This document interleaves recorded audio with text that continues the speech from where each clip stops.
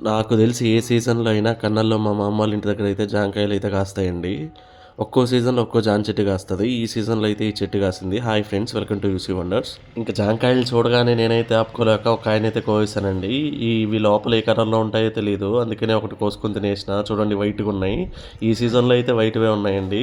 ఇంకా నెక్స్ట్ సీజన్‌లో అయితే రెడ్‌వి వస్తాయి. అప్పుడు ఇంకో వీడియో అప్లోడ్ చేస్తాను. ఇంక నేను మా చెల్లయితే మాకు అందిన వరకైతే కోసేసామండి. ఇంక కోసేసాక ఇంక మా అత్త చూడండి దోటెత్తుకొని చెట్టుని ఊగిస్తుంది. ఒక్క కాయ కోయలేక చాలా కాయలున్నాయని ఊగిస్తుందండి ఒకేసారి. బాగా పండినటువైతే కింద రాలిపోతాయి. ఇలా రాలిపోయినటువైతే అవి ఆవులే తినేస్తాయండి. కింద చూడండి పండినటువన్నీ రాలుతున్నాయి. అవి పండినాక మేము ఎక్కువ తినమండి. మేము దూరగా ఉండేటివే తింటాం. చూడండి ఇలా దూరగా ఉన్నటువన్నీ కోసుకునేస్తాం. ఇవైతే మేము తినడానికి యూజ్ చేస్తామండి. జాంకాయలు అనేటివి అందరికీ మంచిదే అండి. మీకు ఏ డిసీజ్ ఉన్నా జాంకాయలు తినండి. మాక్సిమం కంట్రోల్ అవుతాయి. ఇలా పల్లెటూర్ల గురించి, చెట్ల గురించి మీకు తెలియనివి నేను తెలుసుకున్నవన్నీ ఒకడైతే అప్లోడ్ చేస్తాను. మీరైతే లైక్ చేసి సబ్స్క్రైబ్ చేసేయండి.